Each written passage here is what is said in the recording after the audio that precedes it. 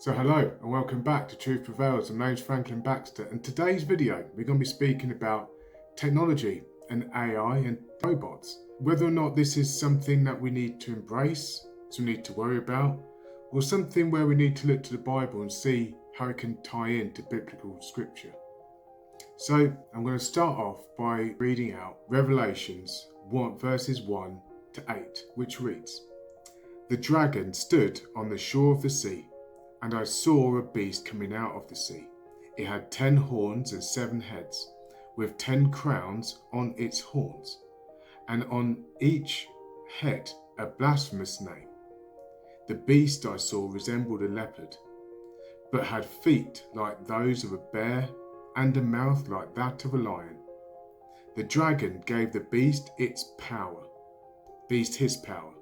and his throne and great authority. One of the heads of the beast seemed to have a fatal wound, but the fatal wound had been healed. The whole world was filled with wonder and followed the beast. People worshipped the dragon because he had given authority to the beast. And they also worshipped the beast and asked, 'Who is like the beast? Who can wage war against it?' The beast was given a mouth to utter proud words and blasphemies, and to exercise its authority for 42 months. It opened its mouth to blaspheme God, and to slander his name and his dwelling place, and those who live in heaven. It was given power to wage war against God's holy people and to conquer them. And it was given authority over every tribe, people, language, and nation. All inhabitants of the earth will worship the beast.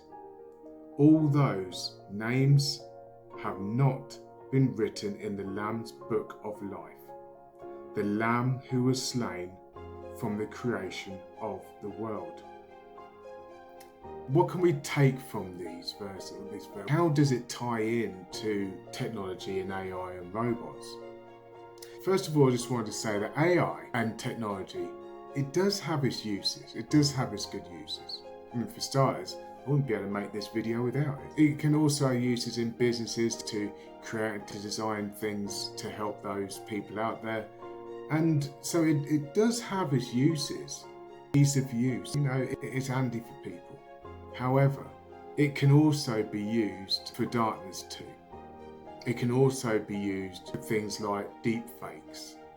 You've probably seen them all over the place, where they take a celebrity or a government official and they make them say certain things. It can also be used for manipulation. It can also be used to spread confusion and chaos and all manner of different things. I am real, by the way, so I don't know whether or not it's like put food or something like that. Anyway. but yes, it can be used for bad things. Many things in this world, unfortunately.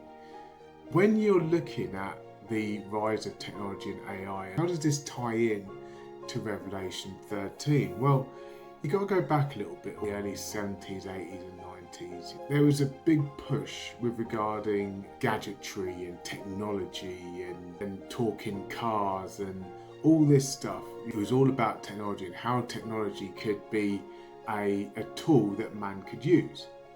But then what ended up happening was that over time, there were certain films that came out, films like The Terminator, just as a pure example, which showed how technology could go from being a tool that humans could use to thinking for itself, and then wanting to eradicate humans.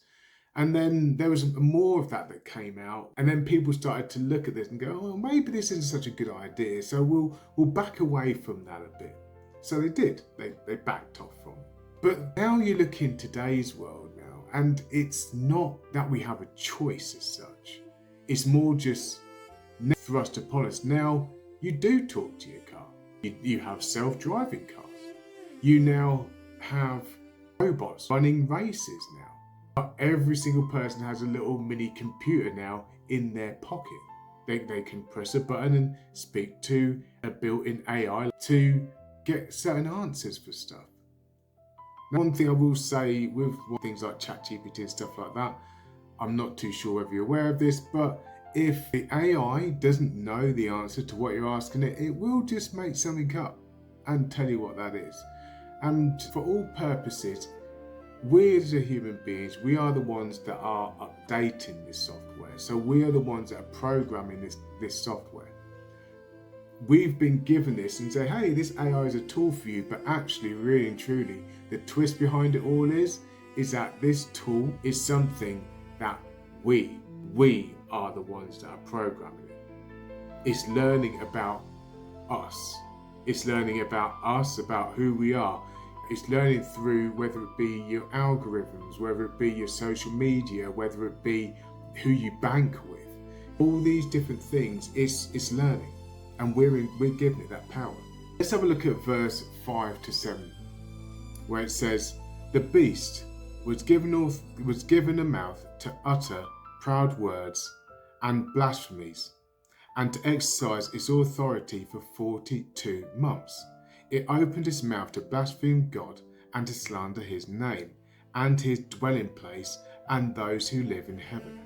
It was given power to wage war against God's holy people and to conquer them."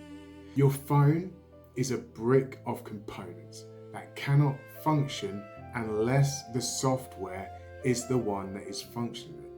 If you have a robot with all the power of ChatGPT, with all the power of knowing everything about you, and this robot, they won't care about who you are, by the way, because these robots are coming in to replace human beings.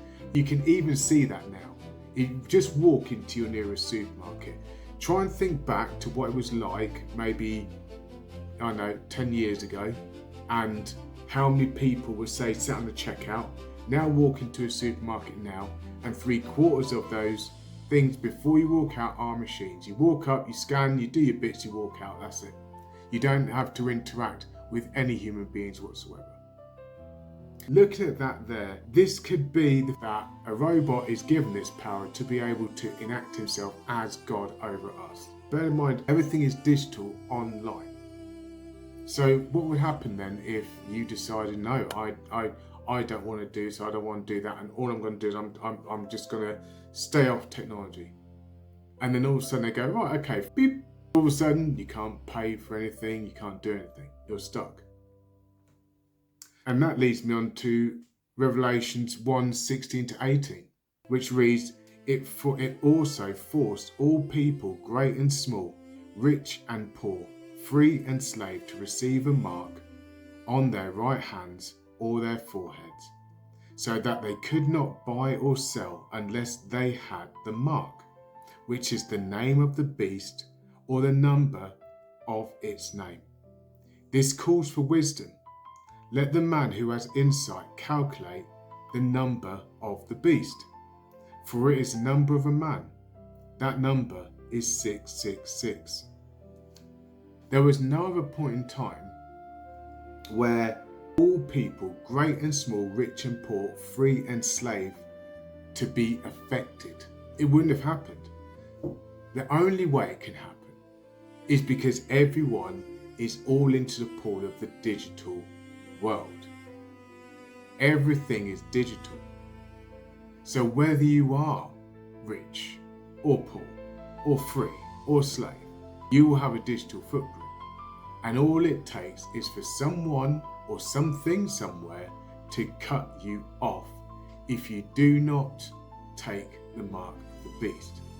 Now, the mark of the beast, no one knows what that is, but keep your eyes open for it.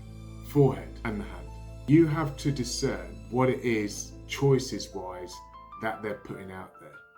If something comes out there to say it's now mandatory that you now need to have some form of ID, something or other, which goes here and here, and if you don't have that, then you will no longer be able to access certain establishments, you won't be able to access your money, you won't be able to do anything. Which is obviously going to cause a lot of fear with people, because a lot of people are going to look and go, well, how am I going to live? You have to have your discernment on, you have to have your head in a swivel with what's going on nowadays, because things are running so quickly and so fast that it's so chaotic that a lot of people will just follow. and won't question. They don't question why certain things move a certain way. It's almost like we're being taught not to. What can we do with this? It doesn't matter if we take the mark. Does it really matter? Will it really affect me? Yes, it will. And if we look at Revelations 14:9, it says, "A third angel followed them and said in a loud voice, 'If anyone worships the beast and its image and receives its mark on their forehead or on their hand, they too will drink the wine of God's fury, which has been poured full strength into the cup of his wrath. They will be tormented with burning sulphur in the presence of the holy angels and of the Lamb.'" So our faith is going to be tested. I don't want to be burning for like eternal damnation, because what I've done is I've worshipped the beast. I've taken myself over darkness. I don't want to do that. So will we be tested? Yeah, we are going to be tested. We're going to be tested in this world. We're living in this world of darkness. We're going to continuously be tested, but we have to stand firm. Revelation 14:12 says, "This calls for patience, endurance on the part of the people of God, who kept his commands and remain faithful to Jesus." You need to look and have used the discernment, know what's going on, understand what's going on in the world so you can make the choices. Look to God, look to Jesus in order to help you discern what is actually happening. And the last thing I'm going to leave you with is Revelations 22:12-13, which reads, "Look, I am coming soon. My reward is with me, and I will give to each person according to what they have done. I am the Alpha and the Omega, and the first and the last, at the beginning and the end." God's already won. Godly people have already won. We've already chosen the winning team. Darkness is fighting from a defeated standpoint because they can't change what it is that's going on. But we have to keep our discernment up. We have to keep our eyes open as to what is going on, and not to blindly walk in this world and not seeing what the signs are. So that's how I'm going to leave you today. Make sure you like, share and subscribe. Stay blessed, stay humble, and I'll see you in the next one. Peace.